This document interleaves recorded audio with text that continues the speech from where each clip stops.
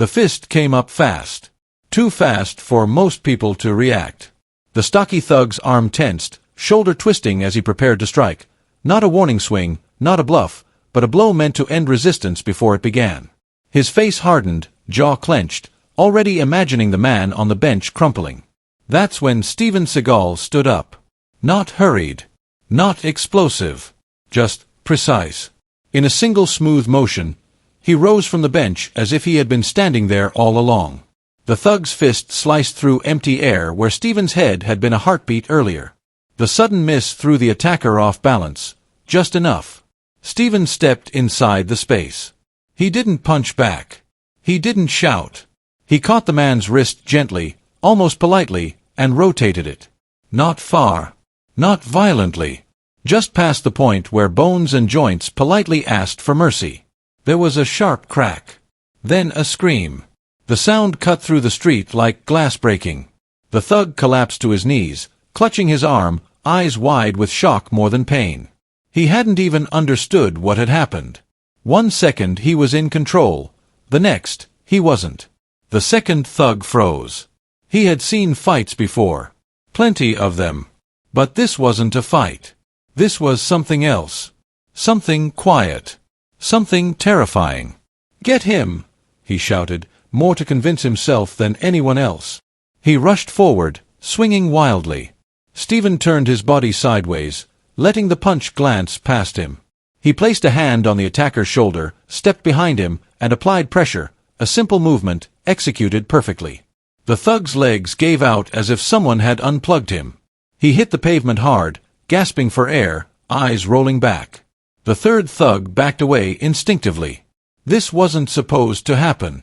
Around them, the street had gone silent. A car horn blared somewhere in the distance, out of place, like noise from another world. People stood frozen, mouths open, phones finally raised, too late to capture how quickly everything had changed. Steven stood between the fallen men and the bench, posture relaxed, breathing steady. His face showed no anger, no triumph, just focus. "Enough," he said.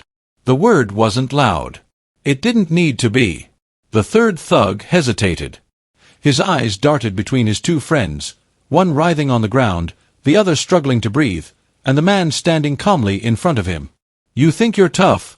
the thug spat, trying to save face. Steven took one slow step forward. The thug flinched. "You don't want this," Steven said quietly. "Walk away." For a moment, pride battled fear. The thug clenched his fists, jaw tight, trying to summon courage that had evaporated the instant control slipped from his hands. Then the crowd shifted. Someone whispered, "Call the police." Someone else said, "Did you see that?" The thug realized something important. This wasn't 3-on-1 anymore. It was one calm man, and a dozen witnesses. Fear won. The third thug turned and ran, disappearing into the crowd without looking back. Steven exhaled slowly. He knelt beside the first attacker, still clutching his injured arm. Steven adjusted the man's wrist carefully, easing the pressure just enough to stop the worst of the pain, not out of kindness, but responsibility. "Don't move," he said. The man nodded frantically, tears streaking down his face. Steven stood again and looked around. People stared at him as if seeing him for the first time. A woman pressed a hand to her mouth. A shopkeeper whispered, "Who is he?" Steven said nothing. Sirens began to wail in the distance, faint, but growing louder. He returned to the bench, sat down slowly, and folded his hands the same way they had been before. The scene around him was chaos, injured men, murmuring witnesses, flashing phone screens, yet he looked untouched by it all. Calm in the center of the storm. When the police arrived minutes later, they found something they hadn't expected. Not a brawl. Not a riot. Just a quiet man on a bench. And 3 thugs who had learned, far too late, that violence loses its power the moment it meets discipline. And this wasn't the end. Because what happened next, what Steven chose to say, and what the witnesses would soon realize about who he really was, would turn this street incident into a story people would be telling for years. The sirens grew louder, echoing between buildings, pulling the street back into reality. Red and blue lights washed over shop windows, faces, and the cracked pavement where moments ago confidence had turned into collapse. People stepped back instinctively as two police cars rolled to a stop. Doors opened. Radios crackled. Officers scanned the scene, hands resting near their belts, trying to piece together what they were walking into. Two men on the ground. One clutching his arm. Another sitting up slowly, still gasping for breath. And then there was Steven Seagal, seated calmly on the bench, hands folded, eyes steady, as if he had been waiting patiently the entire time. An officer approached him first. "Sir, are you hurt?" Steven shook his head. "No." The simplicity of the answer seemed to confuse the officer. He glanced back at the injured men, then at the small crowd that had formed. Everyone was talking at once now, overlapping voices, half-formed explanations, adrenaline spilling into words. They attacked him. He barely touched them. It was over in seconds. The officers separated the crowd, taking statements. Phones were still raised, recording fragments of the aftermath, not the action, but the quiet that followed it. Steven remained seated, answering questions calmly, clearly. No anger. No blame. Just facts. Yes, they demanded my wallet. No, I didn't pursue them. Yes, they're alive. One officer raised an eyebrow at that last answer, unsure if it was a joke. It wasn't. As paramedics arrived to tend to the injured men, a strange shift occurred among the witnesses. The shock faded, replaced by something deeper, reflection. A young man near the front shook his head. "I thought there was going to be blood," he said quietly. A woman standing beside him replied. "He could have hurt them badly, but he didn't." That observation spread through the crowd like a ripple. People replayed the moment in their minds, realizing what had made the encounter so unsettling. It wasn't the speed. It wasn't the strength. It was the restraint. Steven could have escalated the situation. Everyone could see that now. Instead, he had ended it with minimal force, then returned to stillness as if violence had never been the point. One of the officers finished taking notes and stepped closer to Steven again. "Sir," he said, lowering his voice, "some of these witnesses are saying you're trained." Steven gave a small nod. "Yes." "In what?" Steven paused for a moment, then replied. "In control." The officer didn't press further. Something about Steven's demeanor discouraged unnecessary questions. Across the street, the shopkeeper who had been watching from his doorway finally spoke up. "I knew something was different about him," he said to no one in particular. "You don't sit that calmly unless you're not afraid." The words landed heavier than expected. Fear, or the absence of it, had been the real turning point.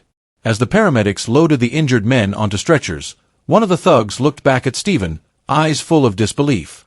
There was no hatred there anymore. Just confusion and shame. Steven met his gaze briefly, then looked away. No lectures. No victory stare. Just closure. The officers cleared the scene gradually. Traffic resumed. Shop doors reopened. The city stitched itself back together, pretending nothing extraordinary had happened. But the people who had witnessed it knew better. A young woman approached Steven hesitantly. "Sir," she said, "I just wanted to say, thank you. You showed my little brother that strength doesn't have to be loud."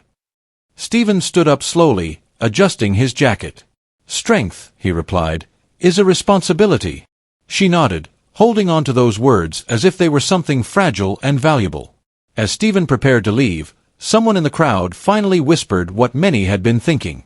"Isn't that Steven Seagal?" Another voice responded, louder this time. "The actor." Heads turned. Phones came back up, not to record chaos, but recognition. Steven paused. He didn't deny it. He didn't confirm it either. Fame wasn't why he had sat on that bench. Before walking away, he glanced once more at the street, now calm, ordinary again. Moments ago, it had been a stage for aggression, ego, and fear. Now, it was a quiet lesson written into the memory of everyone who had stood there. As Steven disappeared into the crowd, the bench sat empty. But the impact remained. Because everyone who had seen what happened understood something new. True power doesn't announce itself. It reveals itself only when tested. And sometimes, the most powerful response isn't domination. It's restraint. The street slowly returned to its normal rhythm, but something invisible lingered in the air. Conversations didn't end when people walked away. They followed them, trailing behind in hushed voices and wide eyes. What they had witnessed didn't feel like an ordinary street scuffle. It felt like a moment that carried meaning, even if they couldn't fully explain why. Steven Seagal walked a few steps from the bench and paused near a corner cafe. The neon sign buzzed softly above the door. He stood there for a moment, as if listening, not to the street, but to the echoes of what had just happened. Behind him, the murmurs grew louder. That really looked like him. No way, him. Steven Seagal. A man in his 30s pulled out his phone and searched quickly. His eyes widened. That's him. Same face. Same walk. The realization spread fast. Recognition has a strange energy. Once it starts, it accelerates. People leaned closer, comparing memories of old movies, interviews, fight scenes. Suddenly, the quiet man on the bench wasn't just a stranger anymore. He was someone they thought they knew. But what confused them most wasn't who he was. It was how he had behaved. This isn't how movie fights look, someone said. No spinning kicks. No show. Just calm. That's when an older man stepped forward, gray hair, worn coat, steady voice. He had been watching the entire time from across the street. I trained in martial arts years ago, the man said. What you saw wasn't about hurting anyone. It was about ending the situation before it got worse.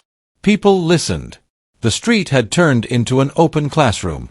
Steven noticed the gathering attention and sighed quietly.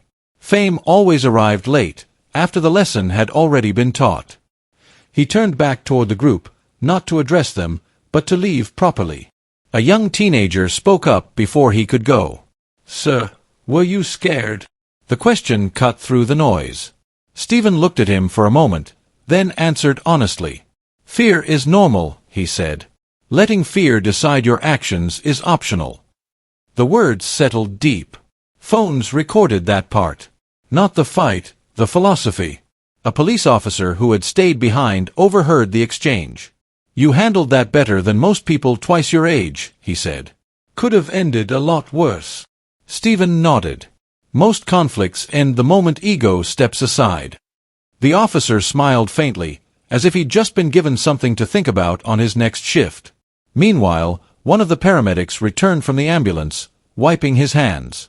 The men will be fine, he said to no one in particular. Lucky, actually. Lucky. That word hung in the air. Lucky that Steven had chosen restraint. Lucky that no one had escalated. Lucky that a lesson had replaced tragedy. Across the street, the shopkeeper locked eyes with a woman filming and shook his head. People think strength is loud, he muttered. They forget it can also be quiet. The crowd slowly began to thin, but the story had already escaped the street. Videos were being uploaded. Messages were being sent. Headlines were forming in people's minds, even if no news outlet would ever report it the same way. Did you hear about Steven Seagal? Yeah, not in a movie. In real life. Steven finally turned to walk away. As he did, the teenager who had asked the question earlier followed him for a few steps. I want to learn how to stay that calm, he said. Steven stopped and looked at him. Start by listening, he replied.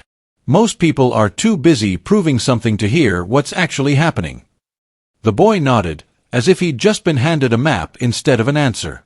As Steven disappeared into the flow of pedestrians, the street corner returned to being just another corner. But the people who stood there felt changed, even if they couldn't explain it yet. They had expected violence and witnessed control. They had expected ego and seen humility. And in that contrast, the truth became clear. The most powerful moments don't come from domination. They come from awareness. That night, long after the bench sat empty and the lights dimmed, one thing was certain. The thugs had learned something they would never forget. And so had everyone else. The night had settled fully over the city, leaving the street quiet except for the occasional distant siren and the hum of traffic. The bench where the confrontation had occurred now sat empty, its metal frame cold under the streetlight. Yet the echoes of what had happened there lingered in every corner, in every whispered conversation, and in the minds of those who had witnessed it. Steven Seagal walked slowly, blending into the crowd, yet every step carried a weight of calm authority. He didn't hurry. He didn't glance back. He knew that what had occurred was not just about physical confrontation, it was about lessons learned silently, without theatrics, without spectacle. The three thugs had scattered. Two were in ambulances, treated for minor injuries but carrying bruises far deeper than the visible ones. The third had vanished into the darkened streets, nursing his pride more than anything else. None of them dared return, not out of fear of the law, but out of a newfound awareness of a force far greater than brute strength. On the street, a few lingering witnesses began to disperse, their minds buzzing with reflection. The teenager who had asked Steven if he had been scared lingered behind. He watched the calm, composed figure disappear into the crowd, feeling as if he had just seen a living lesson in courage and self-control. A young man approached the officer who had stayed behind. That wasn't just a fight," he said, voice still trembling. "It was, I don't know, something else. Discipline, control. It was like watching a masterclass." The officer nodded quietly. Most people think conflict is about winning. But sometimes, it's about ending it before it even begins. That's what you just saw. Meanwhile, in the cafe across the street, the shopkeeper who had observed everything finally spoke aloud. "You know, most people think strength is loud. Brute force, aggression, intimidation. But true strength is calm. Controlled. Invisible until it's needed. And that," he gestured toward the empty bench, "was strength." Even the paramedics, who had been trained for chaos, shook their heads in disbelief. "We've seen plenty of fights. Plenty of injuries.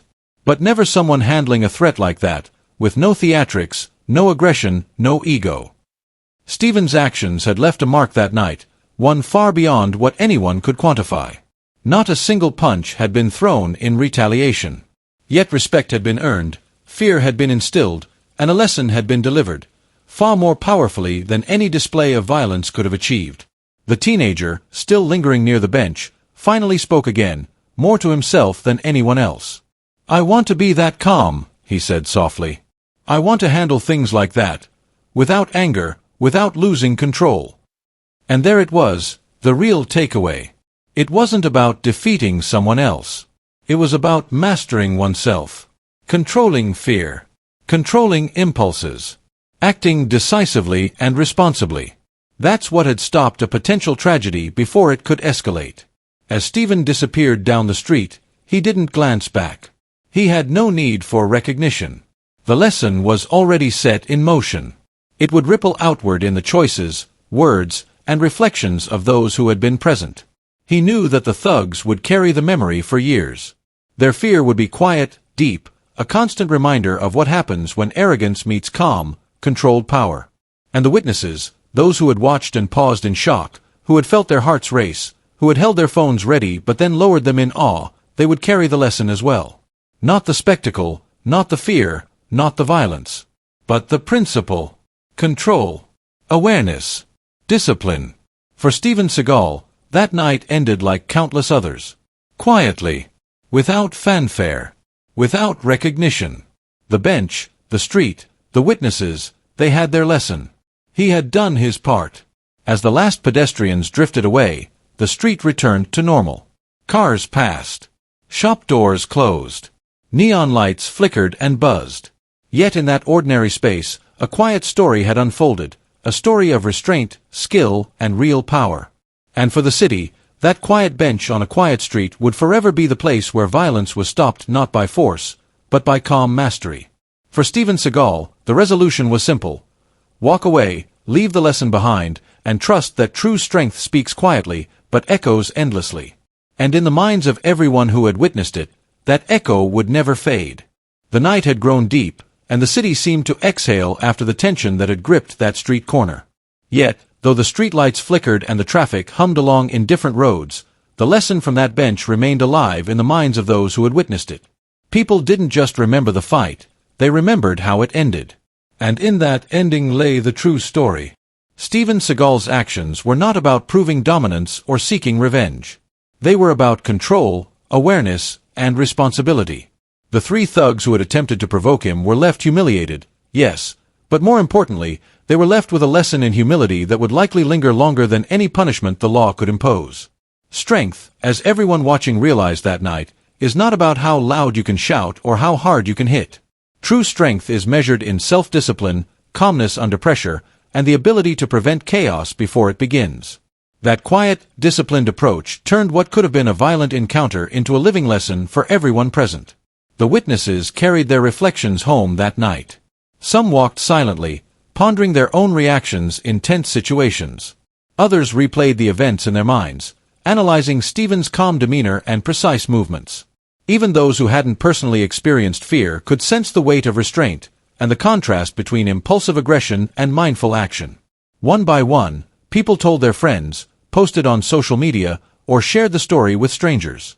The narrative wasn't just Steven Seagal fought 3 thugs, it became Steven Seagal ended a fight before it began, without anger, without chaos, without unnecessary force. And that nuance was what made the story resonate deeply. Parents shared the story with their children as an example of courage in stillness. Teachers used it to explain conflict resolution and emotional control. Martial artists debated the technique and restraint, noting that what they had seen was a master class in turning threat into lesson, aggression into understanding. Even those who had only glimpsed the footage on phones and social media felt the impact. The calm in Steven's movements, the precision in his actions, and the restraint in his decisions made people question their own responses to anger, fear, or provocation. And that, ultimately, is the moral of the story. Respect and true power are shown not when someone is at their peak strength, but when they choose restraint over force, patience over impulse, and wisdom over ego. Steven Seagal walked away that night without a word, without fanfare, leaving the street as ordinary as it had been before. But he left behind a far greater mark than bruises or fear. He left behind an example. An example that ordinary people could aspire to. That children could learn from. That anyone could carry forward into their own lives. He showed that even in moments of danger, when the instinct is to strike, shout, or dominate, it is possible to act differently. To act deliberately. To act wisely. That is the kind of strength that lasts. That is the kind of power that inspires. So, what can we take from this? It's simple. Respect everyone, not just those with fame, money, or strength. Choose calm over chaos. Let your actions speak louder than your words. And remember, the people you encounter every day, the ones you might overlook or underestimate, may be far stronger than you imagine. The crowd that dispersed that night carried more than a story, they carried a lesson. And each time someone shared it, whether through conversation, video, or reflection, the lesson multiplied. Respect isn't something you earn by intimidating others. It isn't shown through violence, shouting, or showing off. It is earned quietly, consistently, and often in ways that go unnoticed until the moment truly counts. Steven Seagal's encounter on that street bench is a reminder of that truth. Real strength is silent, controlled, and humble. Real courage is restraint. Real respect is universal. It doesn't depend on status, fear, or expectation. So today, ask yourself, in your own life, where could you show restraint instead of reaction? Where could you choose awareness over impulse? Where could you turn a potential conflict into a lesson for others? Type respect in the comments if you believe humility and self-control are real strength. Share where you're watching from. Let the story ripple through the world. And remember, one quiet action, one controlled response, can change not only your life but the lives of everyone who witnesses it. Because true power doesn't announce itself. It doesn't demand recognition. It doesn't need an audience. True power teaches. True power inspires. True power echoes, long after the streets are empty, long after the chaos has passed, long after the world thinks it has moved on. And that night, on that ordinary city street, Steven Seagal showed the world exactly what that kind of power looks like. Steven Seagal was sitting alone on a cold metal bench at the edge of a crowded street. No spotlight. No entourage. No signs of fame. Just a quiet man, hands folded, eyes calm, watching the city rush past him like he didn't belong to it. Most people walked by without a second glance. Some glanced once and forgot him instantly. But not everyone. Across the street, 3 men noticed him, rough clothes, sharp eyes, restless energy. The kind of men who scanned crowds not for faces, but for opportunities. One of them smirked. "Look at him," he said. "Easy target." They crossed the road slowly, confidently, like hunters who had already decided the outcome. Steven didn't move. Didn't look away. Didn't tense up. The first thug kicked the bench hard, making it screech against the pavement. "Hey, old man," he sneered. "You deaf or just stupid?" People nearby paused. A woman stopped mid-step. A shopkeeper leaned forward. Phones stayed in pockets, everyone waiting to see what would happen next. Steven looked up calmly. His voice was low. "There's no reason for this," he said. That only made them laugh. The second thug stepped closer, invading his space. "You sitting on our bench now?"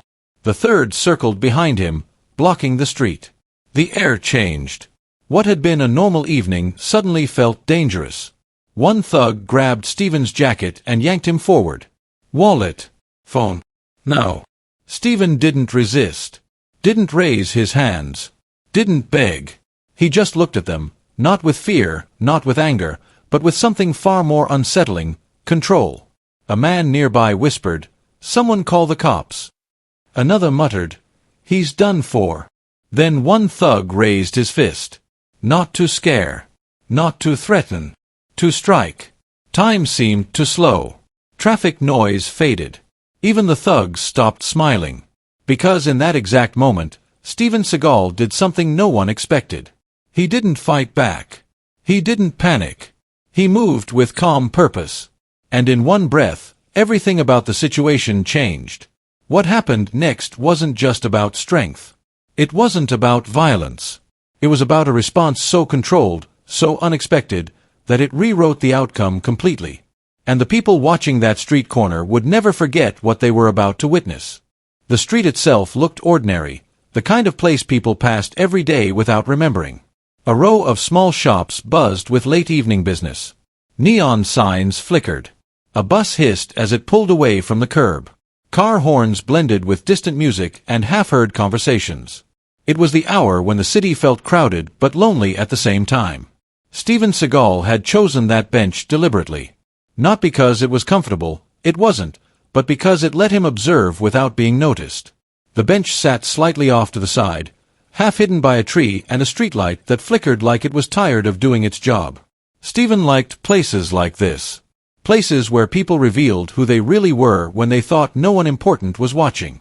He sat there quietly, elbows resting on his knees, hands loosely clasped. His jacket was old, the kind that had seen years of use. His jeans were faded. Nothing about him screamed wealth or power. If anything, he blended into the background so well that most people's eyes slid right past him. A group of teenagers walked by, laughing loudly. A couple argued in low voices near the bus stop. An elderly man dragged a shopping cart, eyes fixed on the pavement. Life moved on, indifferent. Across the street, the three men leaned against the wall of a closed electronics store. They weren't from the neighborhood, that much was obvious. Their clothes were newer than their manners, their shoes too clean for men who claimed the street as their territory. They watched people the way gamblers watched cards, calculating risks and rewards. They weren't looking for trouble. They were looking for someone weaker than themselves. The first thug, tall, narrow-eyed, impatient, scanned the crowd with boredom. The second, stocky, loud, always smiling, cracked his knuckles and laughed at nothing. The third said little. He watched. He remembered. That third one noticed Steven first. "Bench guy," he muttered. The others followed his gaze. An older man. Alone. Quiet. Not looking around. The stocky one snorted. "Looks broke." The tall one tilted his head. "Looks easy." They didn't rush over. Not yet. Predators rarely do. They watched Steven for a while, waiting for a sign of fear, or weakness, or distraction. They expected him to fidget, to check his phone, to glance around nervously. He did none of it. Steven remained still, breathing evenly, eyes relaxed but aware. He noticed everything: the reflection in a shop window, the footsteps behind him, the tone of voices drifting across the street. What the thugs didn't know was that stillness wasn't ignorance. It was preparation. A delivery truck rumbled past, briefly blocking the view between them. When it cleared, Steven was still there, unchanged. "That's our guy," the tall one said. They pushed off the wall and crossed the street, their steps slow and deliberate. Not aggressive yet, just enough to test the space. Steven sensed them before they reached the curb. He felt the shift in the air, the subtle pressure of intent. He didn't turn his head. He didn't tense his shoulders. He waited. As they approached, a few pedestrians noticed and hesitated. Some slowed down. Some crossed to the other side of the street. No one wanted to be nearby when trouble started.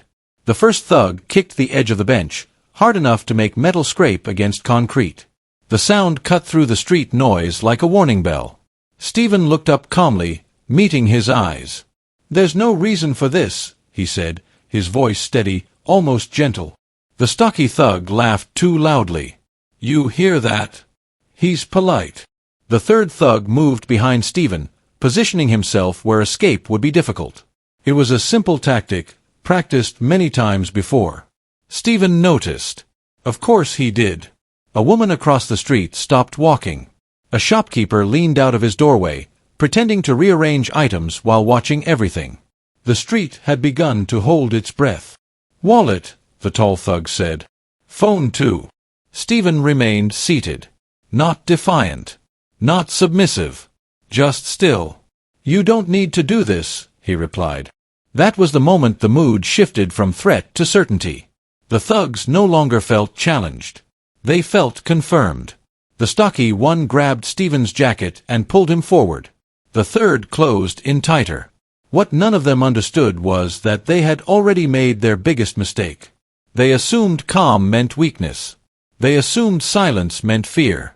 And they had no idea that the man on that bench had spent a lifetime mastering the space between aggression and restraint. The city noise faded into the background. The bench creaked. A fist began to rise. And in that frozen instant, just before everything changed, Steven Seagal finally decided it was time to stand.